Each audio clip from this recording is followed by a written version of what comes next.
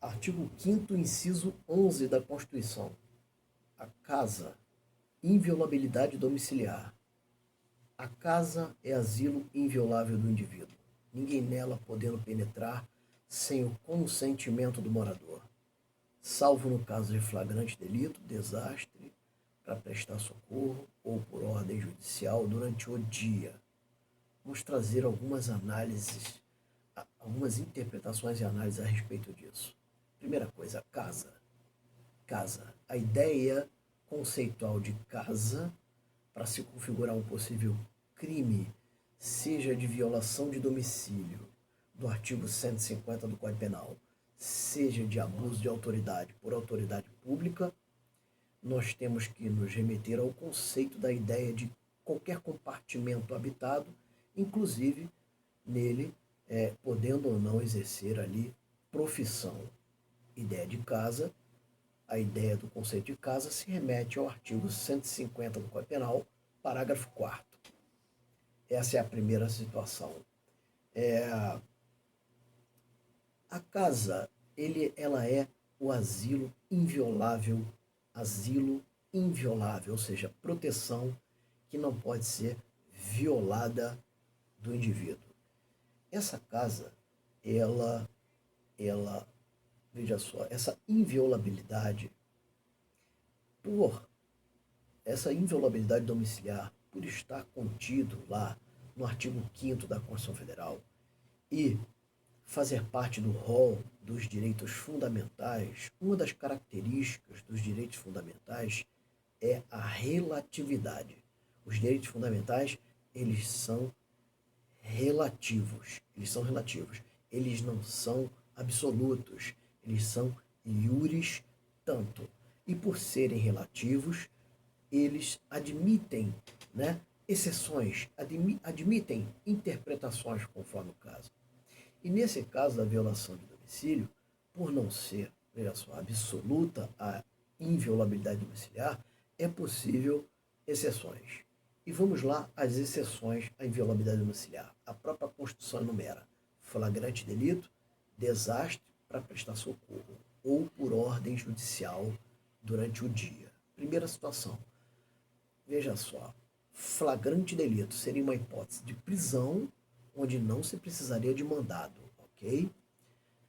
Seria uma hipótese de prisão onde não se precisaria de mandado. Mas para flagrante delito nós temos que entender e raciocinar com aquela ideia de crime instantâneo e crime permanente.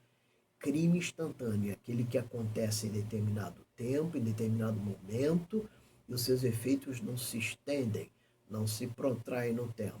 Esse é o crime instantâneo.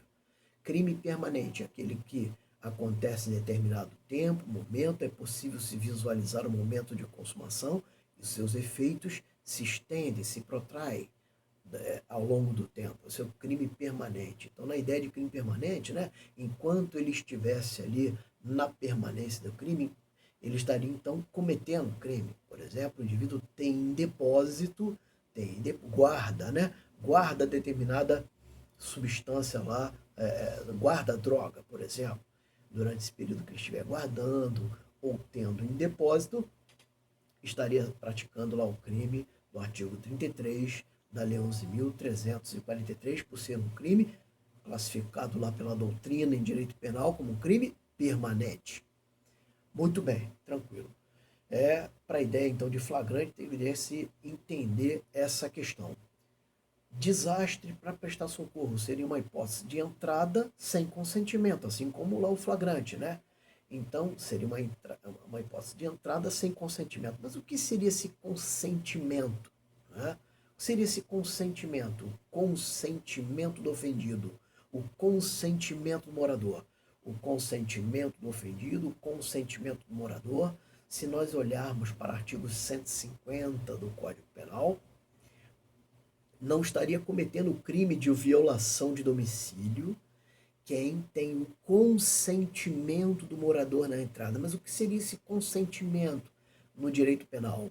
Ele é classificado, ele é conceituado como uma causa supralegal excludente, nesse caso, da própria tipicidade penal porque o dissenso da vítima, o dissenso do ofendido, do morador nesse caso, já se encontra no próprio tipo penal, já integra o próprio tipo penal o dissenso. Então, ele consentindo na entrada da casa, entrada ou permanência, tá?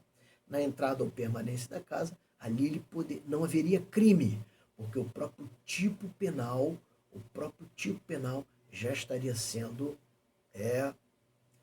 abolido, vamos dizer assim.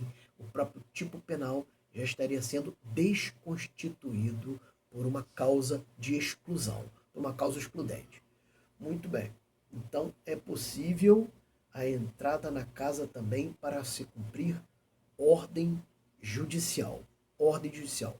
Ordem judicial é o mandado, diferentemente do flagrante, diferentemente do desastre para prestar socorro, né?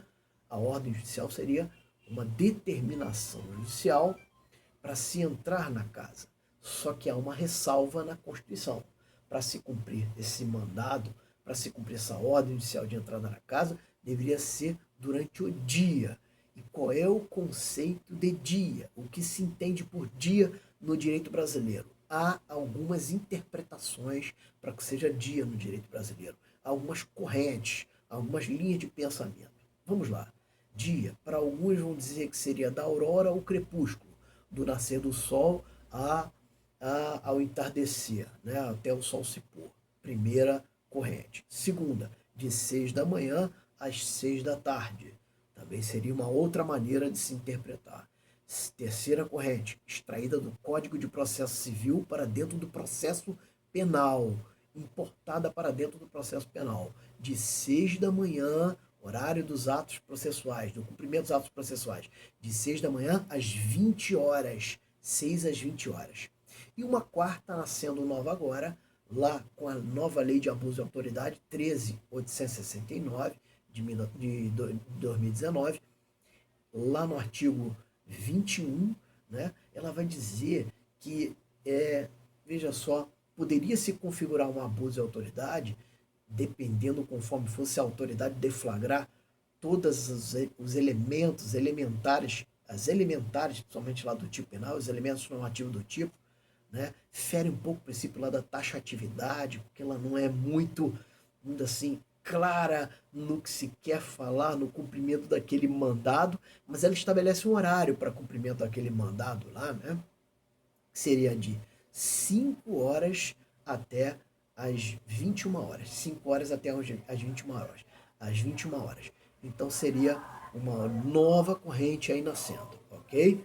Essa, então, é a inviolabilidade domiciliar. Regra é a inviolabilidade. Mas é possível a violação? Sim, por ser um direito fundamental, né? Ele é relativo. É possível. Mas nessas hipóteses, flagrante, delito, desastre, para prestar socorro ou por ordem judicial durante o dia. Um abraço a todos.